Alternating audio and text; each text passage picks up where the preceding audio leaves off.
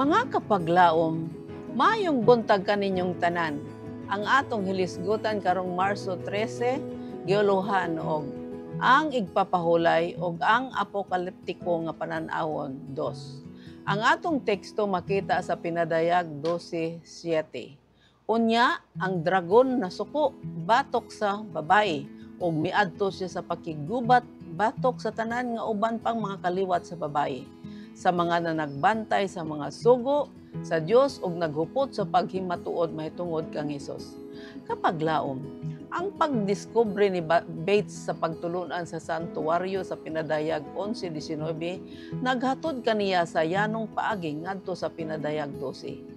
Kana nga kapitulo naghulagway sa kasaysayan sa Kristohanong Iglesia gikan sa pagkatawo ni Kristo hangtod sa katapusan sa panahon sa dihang ang dragon giila ingon nga yawa og Satanas diha sa bersikulo 19 nasuko sa babaye ang iglesia og miadto sa pakigubat sa salin sa iyang kaliwat kansang nagbantay sa kasuguan sa Dios. Pinadayag 12:7.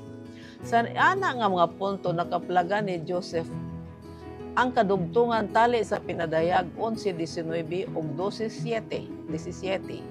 Dili lamang ang ikaduhang lawak sa langit ng santuaryo ablihan sa katapusan sa panahon nga nagapakita sa arka nga gisudlan sa napulo ka sugo apan kadto mismo nga kasugoan gipakita sa katapusang panahon sangpuanan nga punto sa kapitulo 12.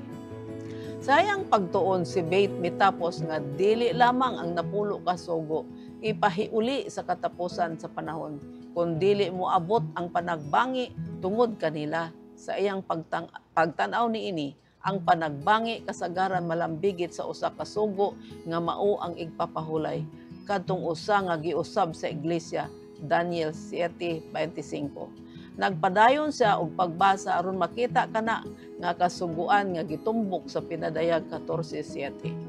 Sumala sa pamahayag ni Bates, aduna pay usa ka makusog nga pakigbisog may tungod sa pakighiuli o pagbantay sa ikapitong adlaw nga magasulay sa matag buhi nga kalag nga magasulod sa ganghaan sa syudad ug dili kini malalis maoy tataw nga ang yawa magahimong gubat ni ana nga tanan.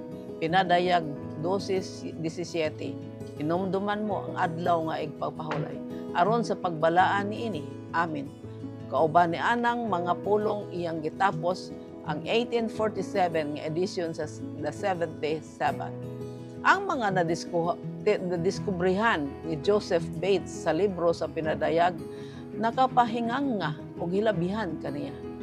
Dili lamang nga ang Dios adunay salin o habilin nga magabantay sa igpapahulay sa katapusang panahon, apan adunay panagbangi mahitungod sa kasuguan.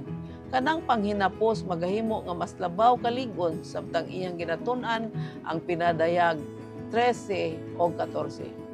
Mga kapaglaom, imposible ang pagkahibalo kung unsa katinaw ang pagtan-aw ni Bates niini apan ang Pinadayag 12:7 mao'y dugukan nga teksto sa uban pa sa Pinadayag.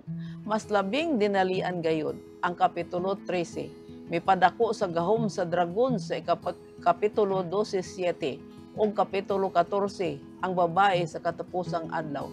Kining duha ka mga kapitulo nagapakita og panagbangi bahin sa pagkamaunungon sa katawhan sa Dios sa katapusang mga adlaw.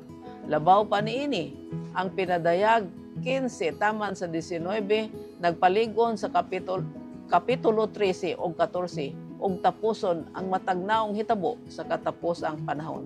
Mag-ampo kita. Diyos ug mahigugmaon namong Aman sa langit, tabangi kami Ginoo sa pagtuo niining mahinungdanon kayo nga mga pahayag sa panahon uban sa dugang nga pagtagat sa ngalan ni Hesus. Amen.